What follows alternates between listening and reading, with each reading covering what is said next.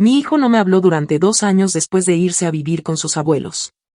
Y luego, una tarde completamente normal, simplemente volvió a casa. Me llamo Lorena, tengo 38 años y vivo en Puebla. Hace 2 años mi marido Emilio murió en un accidente de auto un martes por la noche, y dentro de la semana siguiente a su funeral, mi hijo de 14 años, Santiago, empacó una maleta y se fue a vivir con los padres de Emilio. Ese día no se despidió de mí. En realidad no me dijo nada ese día, y durante los siguientes 2 años tampoco.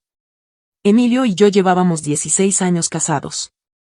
Teníamos nuestros problemas como cualquier pareja, pero nada que alguna vez se sintiera como algo que llevara a algo serio.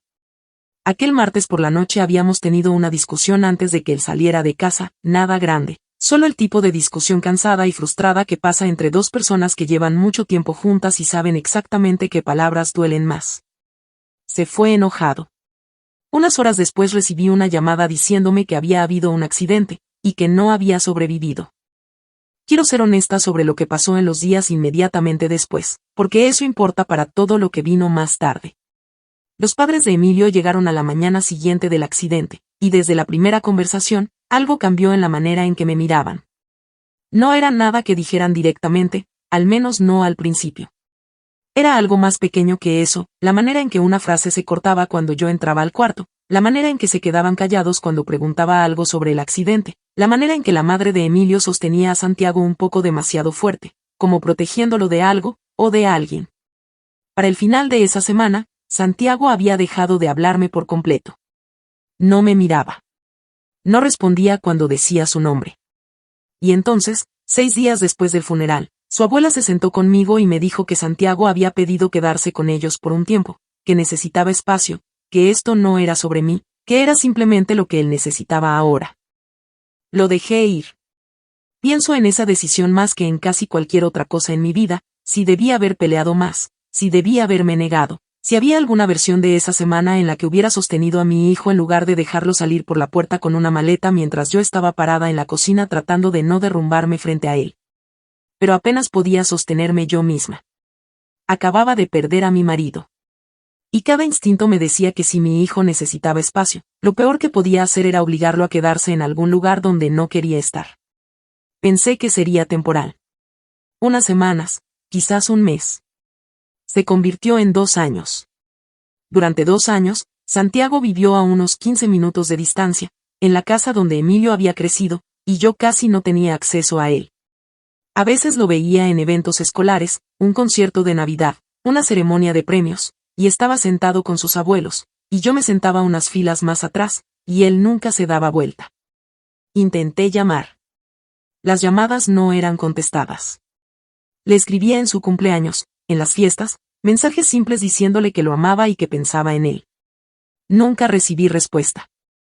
Le pregunté a los padres de Emilio, más de una vez, qué estaba pasando, por qué Santiago no me hablaba, qué había hecho yo. Siempre eran evasivos. Decían que necesitaba tiempo. Decían que el duelo funciona diferente para cada persona. Decían que no debía presionarlo. Y porque me estaba ahogando en mi propio duelo, porque no tenía idea de cómo pelear una batalla cuya forma ni siquiera podía ver, no presioné. Hice mi duelo por mi marido completamente sola, en una casa que solía tener un adolescente, y me decía a mí misma que algún día Santiago volvería cuando estuviera listo, y que lo único que podía hacer hasta entonces era esperar. Pasaron 2 años así. 2 años de silencio, 2 años de fiestas vacías, 2 años de pasar en auto frente a su escuela y preguntarme cómo se vería ahora, si había crecido, si todavía le gustaban las cosas que le gustaban antes. Y entonces, una tarde de jueves completamente normal en octubre, escuché que tocaban a mi puerta. Abrí la puerta y ahí estaba Santiago. 16 años ahora, más alto de lo que recordaba, con una chaqueta que no reconocía. Se veía nervioso de una manera que no había visto en él desde que era pequeño. Por un segundo ninguno de los dos dijo nada. Luego dijo, ¿puedo pasar? Me hice a un lado y lo dejé entrar, y nos quedamos en la cocina, la misma cocina donde lo había visto salir con una maleta 2 años antes. No se sentó de inmediato. Se quedó parado con las manos en los bolsillos, mirando el piso, y luego me miró y dijo, necesito preguntarte algo, y necesito que me digas la verdad. Le dije que lo haría. Dijo, ¿Por qué nunca me dijiste que papá estaba con otra persona esa noche? ¿Por qué nunca me dijiste que estaba borracho? Sentí como el piso se inclinaba ligeramente bajo mis pies. Le pregunté cómo lo sabía. Me lo contó. Unas semanas antes había estado en casa de un amigo, y el papá del amigo era policía, el mismo oficial, resultó ser, que había respondido al accidente de Emilio hace 2 años. Habían estado hablando, así nomás, casualmente, y de alguna manera la conversación había llegado a casos viejos, y el oficial mencionó el accidente sin darse cuenta de que Santiago era el hijo de Emilio. Habló sobre el informe de alcoholemia. Habló sobre la ruta que Emilio había estado manejando, y esa no era la ruta de regreso a nuestra casa, era la ruta desde un conjunto de departamentos al otro lado de la ciudad, que el oficial reconoció porque había sido llamado ahí antes por otro caso, años atrás, y por eso recordaba la dirección. Santiago se quedó callado, y el oficial finalmente se dio cuenta con quién estaba hablando, y la conversación terminó ahí. Pero Santiago ya había escuchado suficiente. Pasó las siguientes semanas armando todo por su cuenta. Buscó el informe del accidente, que era público. Encontró el nivel de alcohol de Emilio. Encontró la dirección de la ruta, y finalmente, con cuidado, en silencio, descubrió de quién era ese departamento. Y entonces dijo algo que me destrozó. Dijo, mis abuelos lo sabían. ¿Verdad? No respondí de inmediato, porque no quería ser yo quien lo confirmara, pero me estaba mirando con una expresión que me decía que ya sabía la respuesta, y que lo que necesitaba de mí ya no era información. Era honestidad. Le dije que sí.